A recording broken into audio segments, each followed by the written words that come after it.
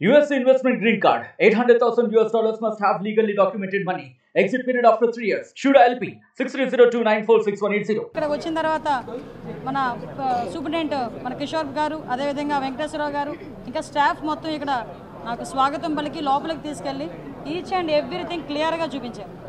విషయం ఏంటంటే ఈ 5 సంవత్సరాల కాలంలో గత 5 సంవత్సరాల కాలంలో వ్యవస్థలన్నీ భ్రష్టు పట్టిపోయినాయని మాకులాంటి వాళ్ళు మాట్లాడితే అది రాజకీయంగా భావిస్తారు. కానీ ఇక్కడికి వచ్చిన తర్వాత మేము పర్సనల్గా కొన్ని సిచ్యువేషన్స్ చూస్తే ఇప్పటికీ కూడా పనిచేయాల్సిన పోలీస్ అన్నలకి కూడా కనీసం వసతులు లేని పరిస్థితులు ఈరోజు కనిపించాయి. నేను లోపలికి వచ్చిన తర్వాత అడిగాను, స్టాఫ్ క్వార్టర్స్ కూడా ఇక్కడే ఉందండి అన్నారు.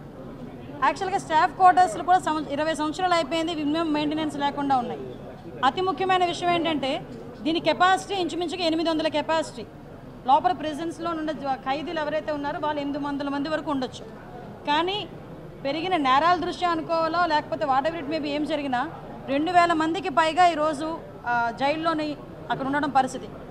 లోపలికి వెళ్ళి చూస్తే హృదయ విధాకరమైన సంఘటనలు అంటారు కదా, చిన్న చిన్న పిల్లలు 17 సంవత్సరాలు 18 సంవత్సరాలు 20 సంవత్సరాలు పిల్లలు గంజాయి కేసుల్లో వాళ్ళందరూ కూడా ఈరోజు ట్రయల్స్ నడిచి రిమాండ్ ఖైదీలుగా ఉన్నారు. ఒక్కొక్కరు 7 నెలలు 11 నెలలు. వాళ్ళతో నేను మాట్లాడితే ఏం చేసావయ్యా, ఎందుకు తీసుకొచ్చారని అడిగితే 10,000 రూపాయలకి నాకు ఇస్తానన్నారమ్మా, నాకు ఈ ప్యాకెట్ తీసుకెళ్ళి ఇమ్మన్నారు, సో నేను ఇచ్చాను, నేను అరెస్ట్ అయ్యాను. అంటే విషయం ఏంటంటే చాలామంది గిరిజనులు ఈరోజు ఇబ్బందులు పడే పరిస్థితి కనిపిస్తూ ఉంది. మేము గాంజా మీద దృష్టి పెట్టిన తర్వాత ఎస్పెషల్ అసలు ఏం జరుగుతుంది లోపల తెలుసుకుందాం అనే ఉద్దేశంతోనే నేను వెళ్ళడం జరిగింది. అక్కడికి వెళ్ళిన తర్వాత చాలా ఆశ్చర్యకరమైన సంఘటనలు ఏంటంటే ఈ 5,000 రూపాయలకి 10,000 రూపాయలకి వాళ్ళకి భూములు అంటే వాళ్ళకి గడవక చేసే పనులకి అది నేను కరెక్ట్ అని చెప్పట్లే, అది కూడా తప్పే. కానీ ఎవరైతే మెయిన్ వెండర్స్ ఉన్నారో వాళ్ళేమో బయట దర్జాగా తిరుగుతున్నారు, ఇలా పూట గడవక చేసిన వాళ్ళందరూ కూడా జైల్లో మగ్గిపోతున్నారు. సో ఇటువంటి సిచ్యువేషన్స్ ఒకటి మనం చూసాం. At the same time department వాళ్ళ దగ్గర నుంచి కూడా ఇక్కడ చాలామందికి అక్కడ మంచి హాస్పిటల్కి సంబంధించి ఒక మంచి ఫెసిలిటేట్గా ఒక టెస్టింగ్ టూల్ కూడా ఒకటి వీళ్ళు CSR ఫండింగ్లో తీసుకొని ఖైదీలందరికీ కూడా ల్యాబ్ టెస్ట్లు ఏదైతే ఉన్నాయో అవన్నీ కొంచెం దగ్గర 76 టెస్టులు చేయడానికి వాళ్ళందరికీ కూడా అది కూడా ఈరోజు నా చేతుల మీదుగా కూడా ఓపెన్ చేయించారు. It's very good sign. నేను కూడా ఏం చెప్పామంటే ఎస్పెషల్లీ రూల్ బుక్లో కూడా ఉంటుంది మనకి అడిక్షన్ సెంటర్స్ అన్నవి ఏదైతే ఉన్నాయో ఈ అడిక్షన్ సెంటర్స్ మనం బయట ఉన్న వాళ్ళకి అడిక్షన్ సెంటర్స్ మనకి KGHలో కానీ మన మెంటల్ హాస్పిటల్లో కానీ ఎక్కడైనా మనం ఉంటున్నాం ఒకటి ఎత్తు చూసాం. కానీ ఇక్కడ హాస్పిటల్ ఫెసిలిటీ ఉంది. ఇక్కడ కనుక మనకు ఒక 20 బెడ్డో 30 బెడ్డో కనుక ఇన్పేషెంట్ల కింద ఇక్కడే ఇచ్చి హాస్పిటల్లో డాక్టర్స్ని కనుక కంపల్సరీగా ప్రొవైడ్ చేస్తే లోపల చాలామంది గంజాయికి అడిక్ట్ అయిపోయి ఆ గంజాయి ఎక్కడి నుంచి వస్తుందో వాళ్ళు ఎదురు చూడటం, కొంతమంది ఈ విజిటర్స్ దగ్గరికి వచ్చినప్పుడు ఆ గంజాయి ప్యాకెట్స్ వేసేరటం, కొంతమంది ఏమో వాల్ దగ్గర నుంచి వేసేరటం, అంటే రకరకాల విన్యాసాలు చేస్తుంటారు. అలాంటివన్నీ అరికట్టాలి అనుకుంటే లోపలే ఒక అడిక్షన్ సెంటర్ అడిక్షన్ సెంటర్ అన్నది డెఫినెట్గా మనం రన్ చేసుకుంటే బాగుంటుందన్న ప్రతిపాదన కూడా ఉంది. దీన్ని కూడా మనం ఒకసారి లీగల్గా అడ్వైస్ తీసుకొని అది ఎలా చేస్తే బాగుంటుందని దాని మీద కూడా ఒక దృష్టి పెట్టడం జరుగుతుంది. అది కూడా జరిగింది. ఎస్పెషల్లీ జైలు శాఖ సిబ్బంది కూడా చాలామంది వాళ్ళ తాలూకా ఇబ్బందులు కూడా చెప్పున్నారు. ఏదైతే రెగ్యులర్ పోలీస్ డిపార్ట్మెంట్తో ఈక్వల్గా మమ్మల్ని చూడాలి, రెగ్యులర్ పోలీస్ డిపార్ట్మెంట్ వాళ్ళకి ఇచ్చే ELs కూడా మాకు డెఫినెట్గా ఇవ్వాలి, వాళ్ళకి కూడా ఇంటర్ డిస్ట్రిక్ట్ ట్రాన్స్ఫర్స్ కాకుండా వాళ్ళ జోనల్ ట్రాన్స్ఫర్స్ కాకుండా స్టేట్ వైడ్ ట్రాన్స్ఫర్స్, అందులో కొంచెం మహిళా పోలీసులు కూడా చాలా ఇబ్బందులు పడే పరిస్థితి, ఇవన్నీ కూడా నా దృష్టికి తీసుకురావడం జరిగింది. కంపల్సరీగా వీటన్నిటి మీద కూడా సమీక్ష ఏర్పాటు చేసుకొని అఫీషియల్స్తోని అదేవిధంగా లీగల్ అడ్వైజర్స్తోని కూడా కూర్చొని అందరికీ కూడా ముఖ్యంగా పోలీస్ డిపార్ట్మెంట్ వాళ్ళందరికీ కూడా ఫ్రెండ్లీ పోలీసింగ్ కింద పోలీస్ వెల్ఫేర్ కింద డెఫినెట్గా వీళ్ళందరికీ కూడా మంచి జరగాలని మంచి జరుగుతుందని కూడా నేను ఆశిస్తున్నాను. అదేవిధంగా వీళ్ళందరికీ కూడా ఫెసిలిటీస్ ఇప్పుడు ఏదైతే ఉన్నాయో చాలామందికి క్వార్టర్స్ కూడా నేను చూస్తూ ఉంటాను. పోలీస్ క్వార్టర్స్ కూడా శిథిలావస్థలో చాలామంది పోలీస్ క్వార్టర్స్ ఉన్నాయి. మొన్న మీకు చెప్పాను, ఈవెన్ 5 సంవత్సరాలుగా వెహికల్స్ కొనలేదు, పోలీస్ వెహికల్స్ లేవు. ఈ రోజుకి కూడా పోలీస్ వెహికల్ ముందు వెళ్తుందంటే వెనకాల మనం ముక్కులు మూసుకోవాలి, అంత నల్లని పోగ వచ్చే పరిస్థితులు కనిపిస్తున్నాయి. ఇంకొక విషయం అలాంటి సిచ్యువేషన్స్ ఇక్కడ కనిపిస్తున్నాయి. ఇంకొకటి ఏంటంటే యాజ్ పర్ సుప్రీంకోర్టు లా ప్రకారం కూడా ఇక్కడ ఎవరైతే సత్ప్రవర్తనతో ఉన్నారో వాళ్ళకి కొంత వెసులుబాటు మనకి క్షమాభిక్ష అనేది ఉండేది. ఈ 5 సంవత్సరాలు అది కూడా లేదు, లాస్ట్ 5 years. అంటే మ్యాక్సిమం సిస్టమ్ని అంతటినీ కూడా ఏదో అంటారు కదా రచ్చ చేసి వదిలేశారు. సో మళ్ళీ ఇదంతా స్ట్రీమ్లైన్లో పడాలి. డెఫినెట్గా జైలు శాఖను కూడా మనం బలోపేతం చేసుకోవాలి, వాళ్ళ స్టాఫ్ ప్యాటర్న్ పెంచాలి. వీళ్ళకి ఇంచుమించుగా 60 దగ్గర 600 మంది ఎంతమందో ఇంకా 600 వేకెన్సీస్ ఉన్నాయి, ఇంకా వేకెన్సీస్ ఉన్నాయి. వీటన్నిటి గురించి కూడా కంపల్సరీగా సీఎం గారితో మాట్లాడి వీళ్ళందరికీ కూడా ఫేవర్ జరిగేటట్టుగా మాత్రం నేను కృషి చేస్తాను. ఎవరైతే వీళ్ళు జైలు శాఖ కూడా ఏం చేస్తుందంటే ప్రపోజల్ పంపించింది, ఆల్రెడీ హోమ్ డిపార్ట్మెంట్కి ప్రపోజల్ పంపించింది. అది కూడా రాష్ట్ర మనకి క్షమాభిక్ష పెట్టడానికి కూడా గవర్నమెంట్ కూడా సిద్ధంగానే ఉన్నారు. డెఫినెట్గా ఆ ఫైల్ మన చంద్రబాబు నాయుడు గారి దగ్గరికి వెళ్తుంది.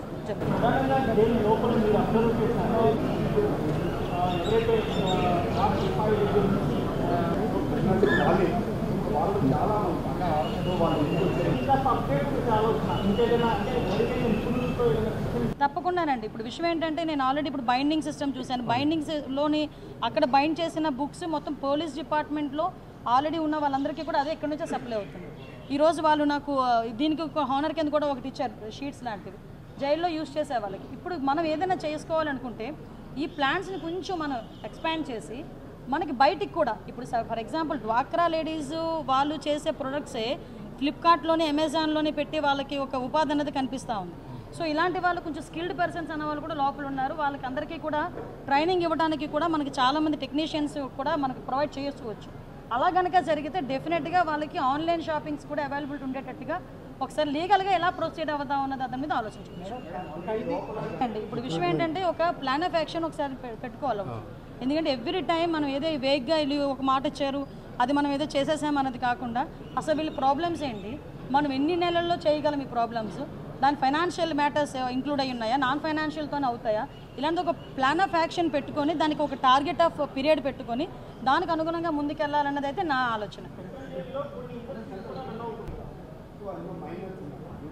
ఇందులోని యాక్చువల్గా అక్కడ ప్రాబ్లం లేదండి. అదే మీకు ఒక విషయం చెప్తానండి. అంటే ఇది కూడా లీగల్గా ఎంతవరకు నేను వాళ్ళు చూసిన బాధని మీకు క్లియర్గా ఎక్స్ప్లెయిన్ చేయాలి, మీ ద్వారా జనాలకు తెలియాలి. అక్కడ నేను ఒక అబ్బాయితో మాట్లాడాను, ఏంటయ్యా నువ్వు ఎందుకు నీ రోజులు బట్టి ఉన్నావంటే నాకు బెయిల్ వచ్చిందండి, బట్ నాకు షూరిటీ లేక నేను బెయిల్ ఇవ్వలేకపోయాను. ఏంటి షూరిటీ? ఒక ఎస్టీ అబ్బాయికి ఇల్లు కానీ పొలం కానీ షూరిటీ పెట్టాలి. ఇల్లు కానీ పొలం కానీ షూరిటీ పెడితేనే అది లీగల్గా ఒకసారి నేను కూడా థింక్ చేయాలి. ఎందుకంటే వాళ్ళు 10,000కి 5,000కి గాంజాని అక్కడికి ఇక్కడికి ట్రాన్స్పోర్ట్ చేసే వాళ్ళకి ఇల్లు వాకిలు ఉంటుందని మనం అనుకోలేము. బేసికల్గా ఒకవేళ ఇల్లు వచ్చినా కూడా గవర్నమెంట్ది ఉంటుంది, గవర్నమెంట్ది మనం ఎక్కడా కూడా మనం పెట్టడానికి కూడా ఉండదు. సో అసలు లీగల్గా అసలు ఏం జరుగుతుంది నాకేదో పెద్ద క్వశ్చన్ బ్యాంక్ అయింది నాకు లోపలికి వెళ్ళి బయటకు వచ్చేసరికి. డెఫినెట్గా నేనైతే నోట్ చేసుకున్నా. వీటన్నిటి మీద కూడా నేను విజయవాడ వెళ్ళిన తర్వాత ఒకసారి అఫీషియల్స్ అందరితో కూడా కూర్చొని ఒక సెక్రటరీ గారు హోమ్ సెక్రటరీ గారితో కూడా కూర్చొని దీని మీద డీటెయిల్డ్ డిస్కస్ చేయాలి. ఎందుకంటే మీరు అన్నట్టు వాళ్ళకి ఆ షూరిటీ విషయంలో కనుక వెసులుబాటు ఏదైనా ఉంది అనుకుంటే కనుక డెఫినెట్గా చాలామంది బయటకు వస్తారు. నేను మళ్ళీ చెప్పాను, బయటకు వచ్చిన తర్వాత మళ్ళీ ఇదే రిపీట్ చేస్తే కనుక మిమ్మల్ని ఎవరో రక్షించే పరిస్థితి లేదు. నిజంగా తప్పు చేయకుండా లోపలికి వెళ్ళారంటే వాళ్ళు ఎట్టి పరిస్థితుల్లోని మనం టాలరేట్ చేయకూడదు, వాళ్ళకి ఏదో రకంగా జరగాలి. కానీ నిజంగా తప్పు చేసినప్పుడు గట్టి పరిస్థితుల్లో శిక్ష పడాలి. స్కూల్స్ కాలేజెస్ దగ్గర అందరూ లోపల కూడా హాస్పిటల్ ఉంది, అందులో స్టాఫ్ కూడా ఉన్నారు.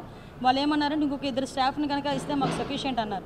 మేమేమంటామంటే ఇంకొంచెం ఈరోజు ఒక ల్యాబ్ టెస్టింగ్ టూల్స్ కూడా పెట్టించుంచారు. ఈరోజు బ్లడ్ టెస్ట్లకి వాటికి ఈసీజీ బ్లడ్ టెస్ట్ అంటే 76 టెస్ట్లకి ఫ్రీగా వాళ్ళకి వస్తే జస్ట్ ఒక ప్రింట్అవుట్ ఇచ్చేస్తారు వాళ్ళంతే. అదే కనుక వాళ్ళు బయటికి వెళ్ళి ఆ టెస్ట్లని చేయించుకోవాలి అనుకుంటే ఒక గార్డు మళ్ళీ వాళ్ళకి ఎస్కార్ట్ ఇవన్నీ కూడా ఒక సిస్టమ్. అందులో మళ్ళీ ఏదైనా ఒక తేడా జరిగితే మళ్ళీ పోలీసులు ఇబ్బంది పడే పరిస్థితి. అలా లేకుండా వాళ్ళు సిఎస్ఆర్ ఫండింగ్ కలెక్ట్ చేసుకుని వాళ్ళు ఒక టెస్టింగ్ సెంటర్ కూడా ఏర్పాటు చేసుకున్నారు. 1 మినిట్ అండి. నెక్స్ట్ ఇంకోటి ఏంటంటే ఖైదీల ఆరోగ్యం పట్ల కూడా డెఫినెట్గా ఇప్పుడు ఆల్రెడీ లోపల హాస్పిటల్ ఉంది. ఎవరైతే కొంతమంది సివియర్గా ఉన్న వాళ్ళకి కూడా డెఫినెట్గా ఆరోగ్యశ్రీ వాళ్ళకి ఎన్టీఆర్ వైద్య సేవ వర్తిస్తుంది. మేడం అంటే అండి నా పక్క కాన్స్టిట్యున్సీ తున్లో ఈరోజు ఒక అతను నాతో చెవిలో చెప్తున్నాడు, 7 సంవత్సరాల పిల్లోడు గాంజా తీసుకొని రోజు ఇంటికి వెళ్ళేటప్పుడు ఒక ఆర్ఫాన్ అబ్బాయి ఆ అబ్బాయి వాళ్ళ కేర్ టేక్ తీసుకున్న వాళ్ళు చూపించి వాళ్ళ పేర్లు బయటకు చెప్పకుండా జస్ట్ నాకు ఒక మెసేజ్ ఫార్వర్డ్ చేసి 7 సంవత్సరాల కుర్రోడు గాంజాయి వాళ్ళు ఎలా మాట్లాడుతున్నారు తెలుసా అండి? కొంతమంది పిల్లలతో మాట్లాడుతుంటే భయం వేస్తుంది, నిజంగా లిటరల్లీ భయం వేస్తుంది. నేను డే ఫస్ట్ నుంచి గాంజాని అరికట్టాలంటే వీళ్ళంటి వాళ్ళని తీసుకొచ్చి మనం ఎంతమందిని 2,000 మందిని కాదు 20,000 మందిని అరెస్ట్ చేసినా కూడా గాంజా అరికట్టలేం. మనం గాంజాని అరికట్టాలి అంటే ఫస్ట్ థింగ్ ట్రాన్స్పోర్టేషన్ బంద్ చేయాలి. సెకండ్ థింగ్ ఎవడైతే మెయిన్ వెండర్ ఉన్నాడో వాడిని పట్టుకోవాలి. అసలు ముఖ్యంగా ఏమంటానంటే ఎవడైనా పట్టుకున్న తర్వాత కూడా బై డిఫాల్ట్ బెయిల్స్ వస్తున్నాయి. చాలామందికి ఏంటంటే 180 రోజుల్లో కనుక ఛార్జ్షీట్ వేయకపోతే పోలీస్ డిపార్ట్మెంట్ వాళ్ళు డిఫాల్ట్ బెయిల్ వచ్చేస్తుంది. వాడు బయటికి వెళ్ళి ఏం చేస్తారు, దర్జాగా అదే పని మళ్ళీ చేస్తున్నారు. ఈసారి మేము ఏం చెప్పాలంటే డెఫినెట్గా మేము లీగల్ వాళ్ళతో కూడా మాట్లాడి డిఫాల్ట్ బెయిల్ మీద ఎవరైతే తిరుగుతున్నారో వాళ్ళందరినీ కూడా రీకాల్ చేయాలి, వాళ్ళు అసలు వాళ్ళని ఎంక్వైరీ చేయాలి. సో ఇలాంటి సిచ్యువేషన్స్ అన్ని కొన్ని మేమైతే ప్లాన్ ఆఫ్ యాక్షన్లో పెట్టుకున్నామంటే డెఫినెట్గా చేస్తాం. లేదండి. యాక్చువల్గా మాకు sub committee, cabinet sub committee వేస్తున్నాం. మన క్యాబినెట్లో క్యాబినెట్ సబ్ కమిటీ వేస్తున్నాం. క్యాబినెట్ సబ్ కమిటీలో కూడా మన లోకేష్ గారు, హెచ్ఆర్డీ మినిస్టర్ గారు, అదేవిధంగా ఇక్కడ నేను, మన excise minister, tribal welfare and health, ఈ 5గురితో ఒక సబ్ కమిటీ కూడా వేశారు. అది మోస్ట్ ప్రాబబ్లీ 4th మేము కూర్చుంటున్నాం. ఆ రోజు కొన్ని డెసిషన్స్ కూడా తీసుకొని వీలైతే అక్కడ పక్క చీఫ్ మినిస్టర్కి, హోమ్ మినిస్టర్కి లెటర్ మేము కూడా పెడతాం. అక్కడ 80% వాళ్ళు కూడా కంట్రోల్ చేసుకోవాలని లెటర్ పెడతాం. నెక్స్ట్ ఇంకొకటి ఏంటంటే పోలీస్ వెల్ఫేర్ మీద కూడా సెంట్రల్ గవర్నమెంట్ హోమ్ మినిస్టర్ గారితో కూడా మాట్లాడి, అపాయింట్మెంట్ తీసుకొని మాట్లాడి వెల్ఫేర్ మీద, అదేవిధంగా ఫర్దర్గా ఇష్యూస్ మీద అన్నిటి మీద కూడా, ఎందుకంటే చాలా ఉన్నాయి ఇష్యూస్, చాలా ఉన్నాయి, తవ్వే కొద్దీ బయటపడతాయి అన్నట్టుగా. ఇంకా వాళ్ళ నిజంగా ఒక్కొక్క సందర్భంలో మా పోలీస్ అన్నలను కూడా నేను కూడా కొంచెం వాళ్ళని ఇబ్బంది పెట్టడం కాదు, నేను ఏమంటానంటే ఫెసిలిటీస్ కల్పించి వాళ్ళు పరిగెట్టించాలి. అంతేకాకుండా వాళ్ళకి కాలికి బంధాలు వేసి పరిగెట్టండి అంటే ఎలా పరిగెట్టలేరు. సో ఆ విషయంలోనే ప్లాన్ ఆఫ్ యాక్షన్ కూడా, వాళ్ళ వెల్ఫేర్ మీద ప్లాన్ ఆఫ్ యాక్షన్, క్రైమ్ తగ్గడానికి ఎలాగా, గాంజా తగ్గడానికి ఎలాగో ఒక డిఫరెంట్ ప్లాన్ ఆఫ్ యాక్షన్స్తో పోలీస్ డిపార్ట్మెంట్కి ఇది 3rd time are 4th time చెప్పడం. గాంజా విషయంలో, డ్రగ్స్ విషయంలో పొలిటీషియన్స్ కానీ ఎవరైనా పెద్ద వాళ్ళు కానీ ఫోన్ చేసినా మీరు ఇగ్నోర్ చేయండి. వీలైతే వాళ్ళు ఇలా చెప్తారని మాకు చెప్పండి, మేము చూసుకుంటాం. అంతే తప్పించి ఎట్టి పరిస్థితుల్లో నా లాల్ చెప్పారు, వీళ్ళు చెప్పారని వదిలేసే పరిస్థితి అయితే ఉండదు. ముఖ్యంగా ఈ గవర్నమెంట్లో గాంజాని సపోర్ట్ చేస్తూ ఉన్న నాయకుడు అయితే ఎవడూ లేడు. క్లియర్. తూతూ మంత్రంగా ఏం జరగవండి, డెఫినెట్గా మంచిగానే జరుగుతాయి, అటువంటి ప్రాబ్లం ఏం రాదు. ఆర్లో ఒక స్టేషన్ కూడా తొందరగానే సపరేట్. ఇంకా చాలా ఇష్యూస్ చాలా ఉన్నాయి లోపల. ఒక స్కిల్ డెవలప్మెంట్ సెంటర్ కూడా రన్ చేస్తున్నారు వాళ్ళు లోపల. స్కిల్కి అమలు అవ్వడానికి వాళ్ళు ఎప్పుడైతే చెప్పారో పోలీస్ డిపార్ట్మెంట్ వాళ్ళందరికీ కూడా ట్రైనింగ్స్ కూడా ఇవ్వడం జరిగింది. వాళ్ళకి దానికి సంబంధించిన మెటీరియల్ అంతా కూడా పంపించడం జరిగింది. మళ్ళీ ఇంటర్మ్గా వాళ్ళకి కూడా మళ్ళీ కోచింగ్స్ అన్ని ఇస్తుంటాం లీగల్గా. ఈవెన్ దో ఆ యాక్ట్ మీద పబ్లిక్ అవేర్నెస్కి కూడా మేము చర్యలు తీసుకుంటాం. క్లియర్ చెప్తున్నా. దిశ చట్టం అంటూ చూపించండి, కొనసాగించేద్దాం. దిశ చట్టమే లేదు, కొనసాగించండి దాని మొహం. దిశ పోలీస్ స్టేషన్లో కూడా పేరు మార్పు జరుగుతుందండి, క్యాబినెట్కి వెళ్ళి తీసుకురావాలి. ఎందుకంటే వాళ్ళు చేసిన దానికి చేయని దానికి క్యాబినెట్లో పెట్టారు, ఏదో త్రూ ప్రొసీజర్ ద్వారా జరగాలి. అండి గ్రామీణ ప్రాంతాల్లో స్కూల్సే బార్లా తయారైతే సెలవులు వస్తాయి తెలుసా మీకు? సెలవులు వస్తే పరిస్థితి ఎలా ఉందంటే మొన్నటి వరకు అది పడాలి, పబ్లిక్ రెస్పాన్సిబిలిటీ ఉండాలి. స్కూల్ దగ్గర ఇళ్ళ మధ్యలో కనుక మందు షాప్ ఉందంటే మీరు ఒక కాగితం పడేయండి, డెఫినెట్గా తీసి పక్కన పెడాలి. నేను అలా తీయించా హైవే మీద ఉంటే, నేను ఎమ్మెల్యేగా ఉండేటప్పుడు హైవే మీద కాన్షియన్స్లో ఒక దగ్గర లిక్కర్ షాప్ ఉండేది, గోకుల్పాడు, రెండింటి తీయించా. చెప్పండి, నన్ను క్వశ్చన్ వేసే బదులు ఒక చిన్న కాగితం ఎక్సైజ్ డిపార్ట్మెంట్ వాళ్ళకి రాస్తే అయితే పని అయిపోతుంది. మరిన్ని వీడియోస్ కోసం ఛానల్ ని సబ్స్క్రైబ్ చేయండి, లేటెస్ట్ అప్డేట్స్ కోసం వాట్సాప్ ఛానల్ ని ఫాలో చేయండి, అండ్ లింక్ డిస్క్రిప్షన్ లో ఉంది.